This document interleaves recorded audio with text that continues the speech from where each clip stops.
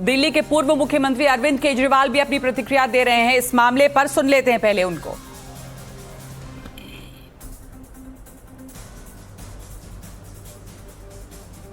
आप सबको बहुत बहुत बहुत बधाई। हमारे देश के युवाओं को, जेनजी को बहुत बधाई।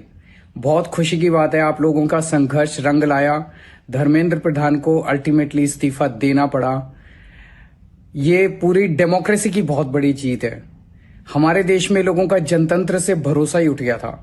लोगों को लगने लगा था कि सरकारें सुनती नहीं है। जनता सरकारों के सामने चिल्लाती रहती थी, गिड़गिड़ाती रहती थी। हर चीज के लिए हम सरकार को हाथ जोड़ते रहते थे, पैर पकड़ते। सरकारें कभी सुनती नहीं थी।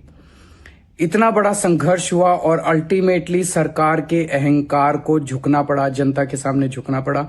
ये बहुत बड़ी जीत है, पूरे जनतंत्र की जीत है, डेमोक्रेसी की जीत है। और सरकार को भी अब समझ लेना चाहिए कि आपको जनता की सुननी पड़ेगी। ये डेमोक्रेसी है। Democracy is by the people, of the people, for the people. मैं उम्मीद करता हूं कि सरकार नीट के सिस्टम को ठीक करेगी ताकि अगली साल अब से पेपर लीक होना बंद हो जाए इस देश के अंदर। अब हमारे बच्चों को आत्महत्या ना करनी पड़े। जय हिंद।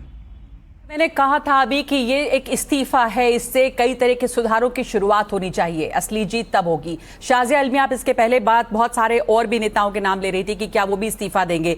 बात सिर्फ इस्तीफों की नहीं है। इस वक्त जो आंदोलन हो रहा था छात्रों का, वो फौरी तौर पे धर्मेंद्र प्रधान को अकाउंटेबल करने के लिए था। जितने बच्चे मारे गए, जिस तरह का प्रदर्शन था, एक के बाद एक नीट के पेपर लीक हुए, ये सब इसमें जुड़ते गए। पर मैं आपसे वही सवाल पूछ रही हूं कि क्या इसके बाद अब इसका मतलब सरकार ने इस बात को अब समझा है और अब रिफॉर्म्स की शुरुआत होगी? एक लंबा प्रोसेस होगा।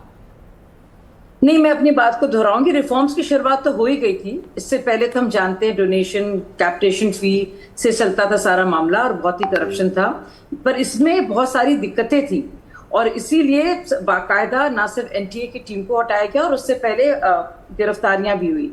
लेकिन क्योंकि सारे का सारा इशू इस्तीफे को लेकर था, तो सिर्फ और सिर्फ इस्तीफों की अगर बात की जाए तो मुझे लगता है कि अभी बहुत ही अच्छा मौका था केजरीवाल जी के लिए भी कि वो हरजोत सिंह बैंस, जिनके इस्तीफे की डिमांड ना सिर्फ हम बल्कि अकाली दल और कांग्रेस पार्टी भी कर रही है। चार पेपर लीक्स हुए हैं जिनके कार्यकाल में। और कांग्रेस पार्टी के, चाहे वो बंगारप्पा हो, कर्नाटक के जो एजुकेशन मिनिस्टर हैं, और जो बाकी रहे हैं, तो बहुत अच्छा मौका है क्योंकि बीजेपी ने तो दिखाया है करके इसको। और हम लोग ने इसलिए इंतजार किया था क्योंकि विशेषाधिकार पीएम का होता है कि वो अपना मिनिस्टर्स को चुनते हैं। और हम ये भी जानते हैं कि सिर्फ सरकारें बदलना ही इससे काम नहीं चलता, जैसा कि आप देख ही रही हैं, इतने सालों से लीक्स रहे हैं। इसलिए जरूरी है सिस्टम को बदलना। तो सिस्टम बदलने का काम तो शुरू हो गया है, वो रिफॉर्म्स तो कंटिन्यू। लेकिन शाजिया, ये इस्तीफा कम से कम सिंबॉलिक इस बात में है कि कोई अकाउंटेबल है, कि प्रधानमंत्री ने ध्यान तो दिया। बात ये है सिर्फ ये नहीं। और ये जो आंदोलन कर रहे हैं, शायद उन छात्रों से कहना चाहिए कि वो क्यों नहीं बाकी लोगों का इस्तीफा मांग रहे हैं। पर पॉइंट ये है कि हम पीछे के दशकों में नहीं जाके, ये वो लोग हैं जो अभी सफर कर रहे हैं, तो वो अभी मांग कर रहे हैं। 4-5 दिन पहले भी हुआ है पंजाब। बिल्कुल बिल्कुल। तो बात ये है कि आपको नहीं लगता कि जरूरी था, दिखना चाहिए कि कोई अकाउंटेबिलिटी है? अगर इन्होंने इस्तीफा अब दिया है मॉरल ग्राउंड पे, अनुमा आचार्य ये कह रही थी बल्कि कि उन्हें सैक क्यों नहीं कर दिया गया? उन्होंने इस्तीफा दिया तो सॉफ्ट है इसके ऊपर सरकार। लग रहा है आपको ऐसा कि उन्हें सैक कर देना चाहिए था? नहीं, मुझे लगता नहीं अरुणिमा जी की क्या इसमें क्रेडिबिलिटी है। ये वो सरकार है जिसने अन्ना हजारे आंदोलन के लोगों को और निर्भय आंदोलन में हम लोग को कितना मारा पीटा है। हमने तो संसद जाने की कोशिश भी नहीं की थी। हम वो लोग हैं जो इतने ज्यादा पिटे हैं, लाठी चार्ज, गैस शेल्स, क्या क्या नहीं हुआ है। लंगड़ा के चले हैं हम लोग महीनों। तो ये उनकी वो सरकार है, इनसे क्या बात की जाए या इनको सीरियसली लिया जाए? ये तो वो लोग थे जिन्होंने बाबा तो ऑपोजिशन को बिल्कुल डिसमिस कर देना चाहिए इसमें। आप कह रही कि इनकी बात को सीरियसली लेना। अनुमा, आप जवाब देना चाहेंगी कि आप लोगों का तो कोई मॉरल ग्राउंड ही नहीं है कुछ कहने का? क्या यही कहकर बस मामले को खत्म कर दिया जाए? एक तो मेरा नाम बिगाड़ के बोल रही है तो मैं भी इनको छूजिया इल्मी कह सकती हूँ, लेकिन नहीं कहूंगी कि मेरा नाम सुधार के बोले। पहली चीज तो ये है। दूसरी चीज ये है, इनको कौन से डंडे मिले? बीजेपी की सरकारों ने कभी डंडे खाए भी हैं? किसी ने इनके ऊपर कभी डंडे नहीं।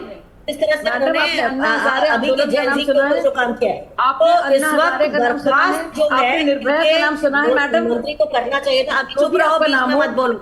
अच्छा अच्छा, एक मिनट ये देखिए, मुद्दे से हटकर बेकार की बातें करने से बेहतर है कि हम इस पर आए। हमारे साथ वरिष्ठ पत्रकार भी जुड़ गए हैं, समीर जी। समीर जी, सबसे मैं आऊंगी अनुमा आपके पास में, लेकिन ये कांग्रेस ने क्या किया, बीजेपी ने क्या किया से हटकर ये जो मुद्दा है और आज जो इस्तीफा हुआ है